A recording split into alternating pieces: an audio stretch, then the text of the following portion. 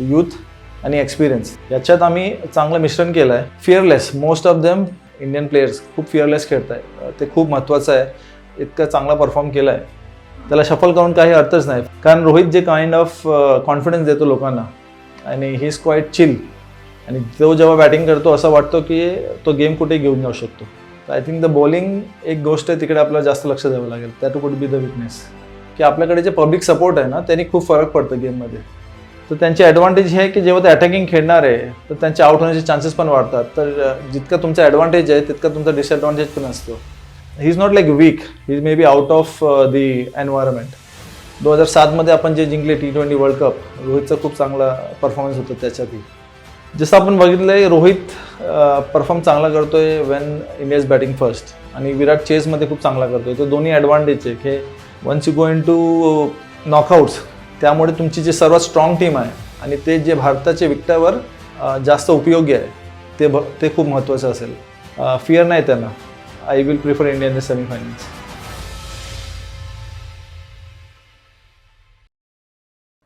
ज्याप्रमाणे Indian team आता आहे, आपली बॅटिंग खूप स्ट्रॉंग आहे, आणि ज्याप्रमाणे आपण आता जी ऑस्ट्रेलिया सिरीज संपली, आपली वन डे सिरीज आपण 2-1 जिंकले, त्यांनी खूप हे झालं आहे की जे आपली इंडियन बॅटिंग लाईनअप आहे, स्टार्टिंग फ्रॉम रोहित असला ओपनरवर आणि शुभमन गिल आहे, 3 नंबरवर विराट, 4वर राहुल किंवा ईशान किशनचा ऑप्शन असेल. म्हणजे आपल्याकडे ऑप्शन्स खूप आहेत, आणि batting is the strongest point for India.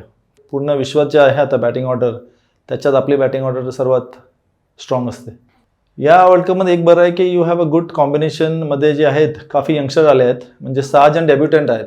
Surya गया, शुभमन गिल गे, शार्दुल ठाकूर झाला. तर याच्यात आम्ही चांगलं मिश्रण केलं आहे, यूथ आणि एक्सपिरियन्स. तर बॅटिंगमध्ये खूप चांगले आपले एक्सपिरियन्स प्लेयर आहेत, आणि बघितलं की गिल ज्याप्रमाणे मागच्या 1 वर्षाने खेळतोय ते खूप ॲडव्हान्टेज असेल इंडियाला. बॉलिंगमध्ये इंजरी म्हणून प्रॉब्लेम आहे आता की हार्दिक पण इंजर्ड होतो आधी. बुमराह जस्ट परत आला आहे, आणि रवींद्र जडेजाची नी सर्जरी झाली होती. तर या खूप वर्षांनी हे लोक खेळत आहेत. तर त्यामुळे एक थोडंसं अडचण वाटतंय की हे लोक पूर्ण वर्ल्ड कप खेळू शकणार, कधी मध्ये कोणतरी इंजर्ड झाला की. म्हणून आय थिंक बॅटिंग आपली जी आहे ते खूप स्ट्रॉंग आहे. बॉलिंगमध्ये सिराज, कारण त्याचं फर्स्ट वर्ल्ड कप आहे, आणि बॅटिंगमध्ये शुभमन गिल, आणि आता सूर्या पण याचा पण फर्स्टच वर्ल्ड कप आहे. तर हा 3 जण असे आहेत ज्यांनी आधी वर्ल्ड कप नाही खेळले आहेत, आणि ते लोक खूप पटकन ज्याप्रमाणे बॅटिंग करतात दे कॅन रिअली शाईन. म्हणजे त्यांची जी आहे बॅटिंग ना, आणि सिराजची बॉलिंग एकदम नेक्स्ट लेवल असतं. रोहित आल्यावर जसं आपण टीम बघतो, 100 केल्यानंतर काही विकेट घेतला तर ज्याप्रमाणे टीम एक दुसऱ्यांनी चीअरअप करतात, जे उत्साह दाखवतात दुसऱ्यांचे सक्सेसमुळे, ते वाटतं खूप आता दिसून येतोय. सर्वजण एकदम सेलिब्रेट करतात तर ते एक अलग बॉन्डिंग दिसून येते. तर आय थिंक खूप मोठं ॲडव्हान्टेज आहे इंडियाला त्याचं. ऑलराऊंडरमध्ये शार्दुल खेळणार आहे, स्पिनरमध्ये अश्विन खेळणार की कुलदीप, आणि मिडल ऑर्डरमध्ये त्यांना कोण पाहिजे, ईशान किशनमध्ये पाहिजे की सूर्या पाहिजे. या गोष्टीत ते लोक आता विचार करणार आहे मला वाटतं, कारण फर्स्ट 2 मॅच खूप महत्त्वाचे असेल. त्याच्यानंतर ते जास्त एक्सपेरिमेंट करू शकत नाही. First match we are playing against a very strong team, Australia आहे, आणि सेकंड मॅच आपली बांगलादेश आहे. तर या 2 मॅचमध्ये त्यांना जे काही एकदा सेटअप करायचं आहे ना, की 6वर ईशान खेळणार आहे की सूर्या खेळणार आहे, आपल्याला बॉलिंगमध्ये कुलदीप पाहिजे की अश्विन पाहिजे. त्यामुळे ते has to be very clear. मला वाटतं की ह्या 2मध्ये ते लोक जास्त पटकन हो की नको. Once you go into knockouts, त्यामुळे तुमची जी सर्वात स्ट्रॉंग टीम आहे आणि ते जे भारताच्या विकटावर जास्त उपयोगी आहे ते खूप महत्त्वाचं असेल. त्यामुळे आधीच ज्यांना जे डिसिजन करायचं आहे ते आधीच करून बघावं लागेल. वीक पॉईंट असं आहे की आपली बॅटिंग खूप स्ट्रॉंग आहे, पण आपल्याला चेस करताना दर टायमाला 300+ टोटल चेस करावं असेल तर दर टायमाला ते करू शकणार नाही. तर आय थिंक द बॉलिंग एक गोष्ट आहे, तिकडे आपल्याला जास्त लक्ष द्यावं लागेल. That would be the weakness. ते आपल्याला बघावं लागेल की 300 रन समोरची टीमने केला, जसं लास्ट वन डेमध्ये झाला. एकदा ऑस्ट्रेलियाने 300 केले, आपण ऑलमोस्ट 280 गेलो, पण we didn't finish the match. तर आपण ते थर्ड वन डे हारलो होता.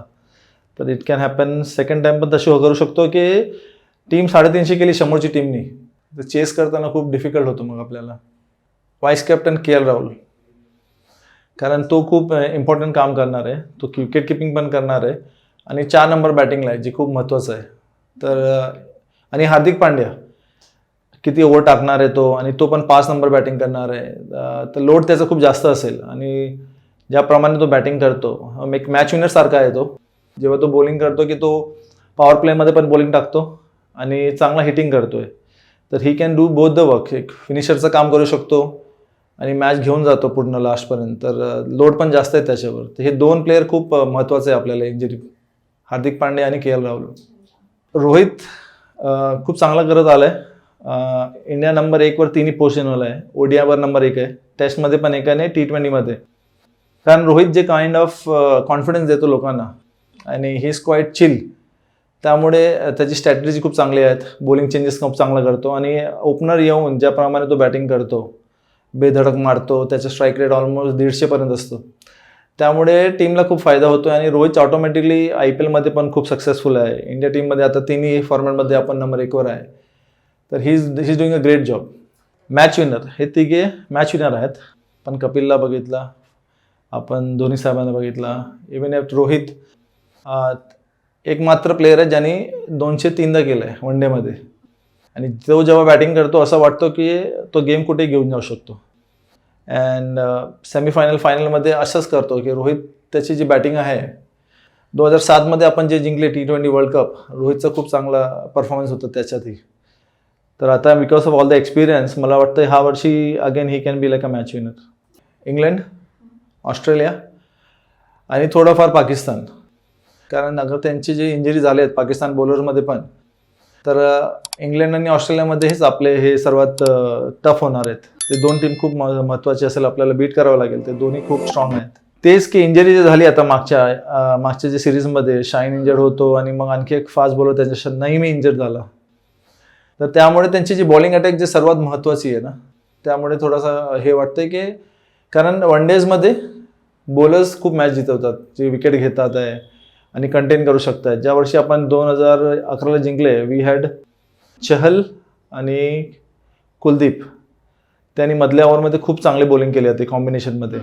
त्यांच्याकडे ते मधले 2 स्पिनर मिसिंग आहेत. शादाबला खूप स्ट्रगल झाला, त्यामुळे ते लोक जास्त स्ट्रगल केले मला वाटतं. प्लेयर्स आता खूप प्रोफेशनल झाले आहेत, तर ते आउटसाईडचे प्रेशर घेत नाही. ॲडव्हान्टेज आहे की होम ग्राउंड असल्यावर खूप सारे लोकांचे सपोर्ट असतं. तर जे स्टेडियममध्ये जे सपोर्ट त्यांना भेटेल ते बाकी लोकांना भेटत नाही. तर ॲक्च्युली ॲडव्हान्टेज आहे आपल्याला होमवर, की आपल्याकडे जे पब्लिक सपोर्ट आहे ना, त्यांनी खूप फरक पडतं गेममध्ये. बॉलिंगचा तेच विचार करत नाही आम्ही ते लोक आता, की whether it is going to be Shami की सिराज खेळणार आहे. आणि ज्याप्रमाणे बुमराची काळजी घेणार आहे, तर तो फक्त इम्पॉर्टंट मॅचेस खेळणार आहे. ते टीम डिसिजन मॅनेजमेंटमध्ये खूप हे असेल. अश्विन खेळणार आहे बिकॉज ऑफ द एक्सपिरियन्स. मागच्या वर्ल्ड कप त्यांनी मिस केला, पण त्याच्या आधी दोन्ही वर्ल्ड कपला होतो. तो 2011ला पण होते, 2015ला ऑस्ट्रेलिया पण होतो. फक्त इंग्लंडला मिसिंग होतो. तसंच कुलदीप, तो पण मागच्या वर्ल्ड कपला होतो. ते एक्सपिरियन्स घेऊन आले आहेत. त्याप्रमाणे जे कॉम्बिनेशन आहे ना, त्यांनी खूप फरक पडेल. कारण जडेजा एक साईडनी स्पिनर आपला फिक्स आहे. त्यामुळे त्यांना जे सेकंड स्पिनर आहे त्यासाठी त्यांना एक फक्त हे बघावं लागेल की ते शार्दुल ॲज अ ऑलराऊंडर खेळणार आहे, की अश्विन खेळणार आहे, की Kuldeep just as a spinner खेळणार आहे. तर त्यांना ते डिसिजन घेण्याचं खूप महत्त्वाचं आहे.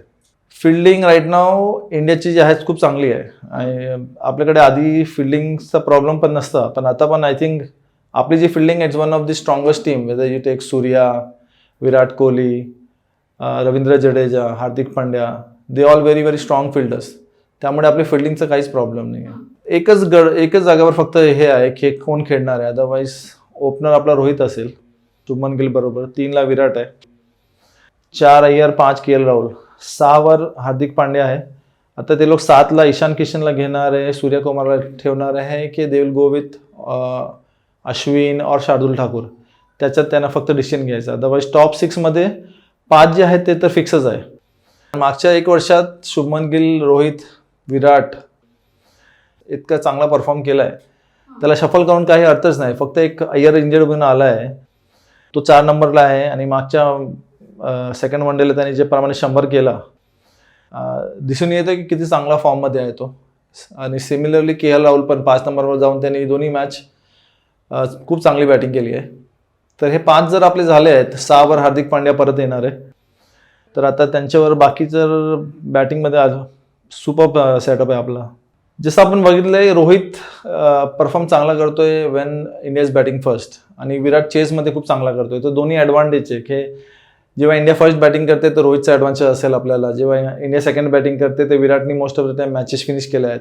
त्या दोघांचे खूप चांगले कॉम्बिनेशन चांगलं आहे. के.एल. राहुल असा आहे की तो पहिल्या बॉलपासून पण 6 मारू शकतो, जसं मागच्या आठवड्यात केला त्यांनी. अय्यर पण तसंच आहे. तर त्यांची ॲडव्हान्टेज हे आहे की जेव्हा ते अटॅकिंग खेळणार आहे तर त्यांचे आउट होण्याचे चान्सेस पण वाढतात. तर जितका तुमचा ॲडव्हान्टेज आहे तितका तुमचा डिसॲडव्हान्टेज पण असतो. तर ज्याप्रमाणे ते लोक डिसिजन घेतले त्या एक दिवसाचं तुम्हाला बघावं लागेल इंडिव्हिज्युअल मॅचेसवर त्यांची काय डिसिजन आहे. कारण एका मॅचला तुम्ही 100 केला आणि दुसऱ्या मॅचला तुम्ही 0वर आउट होऊ शकतात. तर ते त्यांनी डिसिजन कसे घेतले, कोण कन्सिस्टंटली परफॉर्म करणार आहे, हे सर्व विकेटवर खूप अवलंबून असतं. वीक प्लेअर असं होत नाही. फक्त हे असेल की अश्विन खूप वर्षानंतर परत टीममध्ये आला आहे, तर त्याची इनसिक्युरिटी आहे की तो टीममध्ये बसणार आहे की खेळणार आहे. ते सर्व गोष्टींनी फक्त तो एक आपण असं बोलू शकत नाही, कारण इतका साल वर्षाचा एक्सपिरियन्स आहे. इंडियातला हायस्ट विकेट टेकर आहे नेक्स्ट टू अनिल कुंबळे टेस्टमध्ये. पण वन डेमध्ये ज्याप्रमाणे लोक त्याला बघत असतात त्याप्रमाणे तो मागच्या वर्ल्ड कपमध्ये होता पण नव्हता. आणि आता पण ऑलमोस्ट खूप वर्षानंतर त्यांनी परत ओडीआयला डेब्यू केलं आहे, कमबॅक केला आहे. तर त्यामुळे एक तो असा असेल की सेटअपला नवीन आहे, तरी त्याने 1-2 मॅच खेळली आता ऑस्ट्रेलियाबरोबर. तर तोच एक वाटतं असं की he is not like weak, he is maybe out of the environment. हे टीमबरोबर आधीपासून फिरतच आहे आणि आता टीममध्ये सेट झाले, त्यांना सर्वांना आपला रोल माहीत आहे.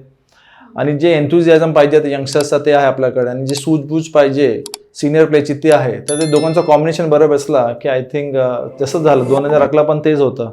धोनी पगार सचिन सर होते, then you had Yuvraj and other youngsters, Gautam Gambhir होता, विराट होता. तर ते खूप चांगला झाला होता. मला वाटतं ह्या टायमाला पण तेच एक आपल्याला ॲडव्हान्टेज आहे. फिअरलेस मोस्ट ऑफ देम, जे आपली आता सवय झाली आहे, इंडियन प्लेयर्स खूप फिअरलेस खेळत आहे, ते खूप महत्त्वाचं आहे. त्यामुळे आपल्याला खूप ॲडव्हान्टेज पण भेटलं आहे. तर ते खूप स्ट्रॉंग झाले आहेत. फिअर नाही त्यांना, ते खूप महत्त्वाचं आहे. Top 4 that's the expectations. कारण नॉकआउट असं असते की ऑब्व्हियसली क्वार्टर फायनल पण असेल, पण सेमीफायनलपर्यंत इंडियाची जी स्ट्रेंथ आहेत आणि बिकॉज ऑफ लोकल सपोर्ट खूप चांगला फरक पडतो त्याने. तर they should be in the top 4. आणि सेमीफायनल अशा असते की एक दिवसाने कुठलाही गेम कुठेही कोणी खेळू शकतं आणि कोणी मात घेऊ शकतो. तर I will prefer India in the semi-finals.